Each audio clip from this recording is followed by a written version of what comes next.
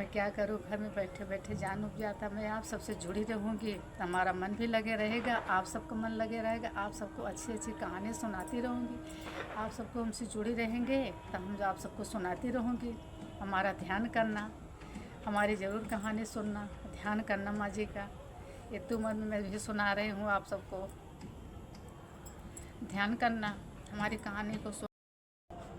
राधे राधे बहन आप सबका। आप सब एक तुलसी माता की एक कन्या थी, उसकी कहानी में लेके आए हूँ। एक सेठ थे, हमारी कहानी ज़रूर सुनना, पूरा सुनना। सेठ थे, उनकी एक लड़की थी, बहुत दिन के बाद पैदा हुई थी, एक लड़की पैदा हुई।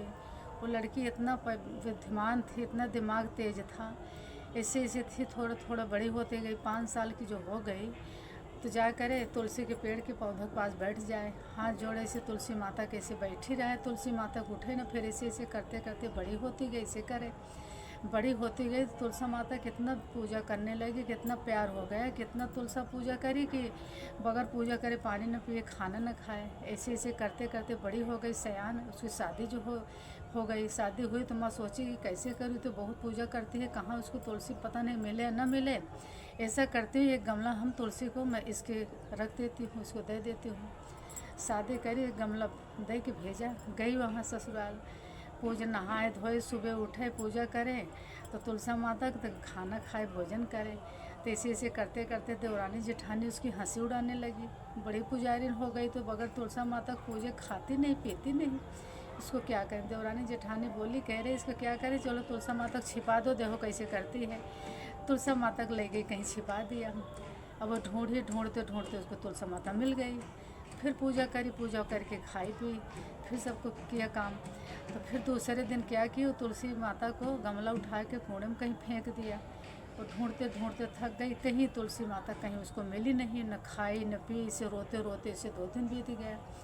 पूरी रात रोई, रोते रोते इसे सो गई। फिर रात की न सोए, इसे रोते रोते सो गई। तो तुलसा माता सपने में देखी कि तुलसा माता हम तुम्हारे पास बेटी क्यों खाई नहीं, भूखी पड़ी हो, देखो सामने मैं खड़ी हूँ तुम्हारे। अब देखी तो अपने पलंग के नीचे देखी, चारों पावों के तुलसी का गमला रखा। अब क्या करी, उठी, नहाई धोई, जल्दी से झट से नहा धो के आई, पूजा करके तुलसी माता की पूजा करी। पूजा करके फिर गई, सबको खाना दिया, खाई। तो देवरानी जेठानी हंसी उड़ा गई कि हमारे कहने से नहीं खाई, देखो खा लिया, देखो खा लिया। तो उसको हंसी उड़ाई करी, कहाँ गए तुम्हारे तुलसा गमला कहाँ हो गया, कहीं है, कहीं कहाँ है, कहीं हमारे कमरे में जाके देखो। गई देवरानी जेठानी, देखी चारों पाव के तुलसी माता पे गमला रखा था। कहीं कैसे हुआ, कैसे पाओ, कैसे यहाँ आ गया तुम्हारे कमरे में। तो बताई कि तुम ऐसे ऐसे हुआ, तुलसी माता हमको मिली नहीं। मैं रोई, सायरा रोई। अब देखी सुबह तो तुलसी माता वहाँ थी, तो मैं पूजा करी, पूजा करके मैं खा रही हूँ, भोजन कर रही हूँ। कह रही तो बहुत अजीब बात है, अब मैं भी पूजा करूँगी। सब बोली कि मैं भी पूजा करूँगी।